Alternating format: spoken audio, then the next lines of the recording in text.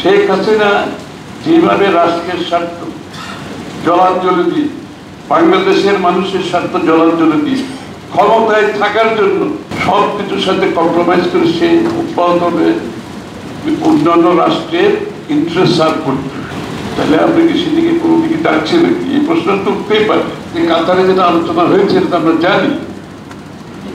মানে এই পুরো বিষয়টার মধ্যে এত গোপনীয়তা কি আছে সেটা আমি বুঝতে পারছি। আমাদের আজকে দেশের যে সংকটের মধ্যে আমরা আছি, এর মধ্যে একটা গোপনীয়তার মাধ্যমে এরকম একটি সিদ্ধান্ত ব্যক্তিগতভাবে যখন নেওয়া হয়, সাধারণত প্রশ্ন উঠবে এর মধ্যে গোপনীয়তা কি আছে।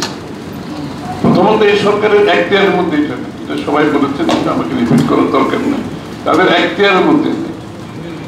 এবং তারপরে যখন তারা এই ব্যাপারে গোপনীয়ভাবে, মানে আপনি দেখবেন কিন্তু সাবজেক্ট কিন্তু ক্লোজ হচ্ছে না, বিষয়টা কিন্তু ক্লোজ হচ্ছে না, পরিষ্কার।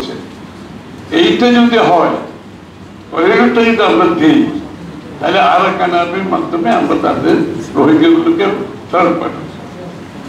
রিজন কিন্তু একটা বলছে অনেকে, মানে আরাকান আর্মির সাথে তাদের রিলেশনশিপ করে রোহিঙ্গারা ফেরত যেতে পারে। আপনারা খেয়াল করছেন, কিছুদিন আগে বললো ওই নেপিডের সাথে কথা বলে ব্যাংককে বললো যে 1,80,000 রোহিঙ্গা ফিরে যাবে। আমাদের প্রধান উপদেষ্টা ওখানে বক্তৃতায় বলছেন আপনারা আগামী আপনারা ওখানে করবেন, পরিষ্কার। কিন্তু আগামী ঈদ আপনারা মায়ানমারে করবেন। তারপর আবার ফরেন মিনিস্ট্রি বললো এই ধরনের কোনো সিদ্ধান্ত হয়। আর সিদ্ধান্ততে হয় না, আমরা তো জানি, আমরা তো সবাই জানি সিদ্ধান্ত হয়। তারপরে এখন চেষ্টা করছেন আরাকান আর্মির মাধ্যমে করিডোর দিয়ে রোহিঙ্গা ফেরত যাবে। আমার রোহিঙ্গা ফেরত যাবে কেন? করিডোর দিয়ে আমাকে রোহিঙ্গা ফেরত দিতে হবে, এটা আমার প্রশ্ন। টানা সপ্তমবারের মতো বেস্ট টিস্যু পেপার ব্র্যান্ড হিসেবে স্বীকৃতি পেয়েছে বসুন্ধরা টিস্যু। রোহিঙ্গা ফেরত যেতে হলে রোহিঙ্গার আন্তর্জাতিক নিয়ম কানুনের মাধ্যমে, ডিগ্রিটির মাধ্যমে, আইন কানুনের মাধ্যমে তার অধিকার, তার নাগরিক অধিকার নিয়ে তাকে ফেরত যেতে হবে।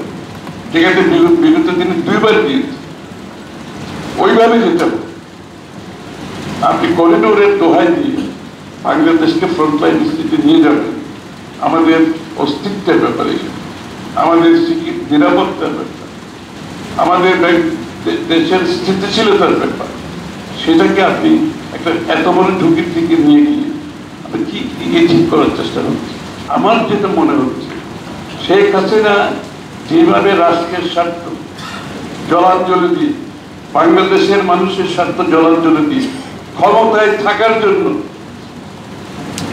সবকিছুর সাথে কম্প্রোমাইজ করে সে উৎপাদনে অন্যান্য রাষ্ট্রের ইন্টারেস্ট সার্ভ করতে, তাহলে আপনি কি সেদিকে কোনো দিকে ডাকছেন নাকি? এই প্রশ্ন তো উঠতেই পারে।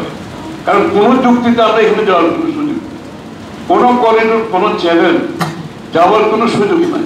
বাংলাদেশ ক্যানট অ্যাফোর্ড ইট, বাংলাদেশের মানুষ এটা অ্যাফোর্ড করে না।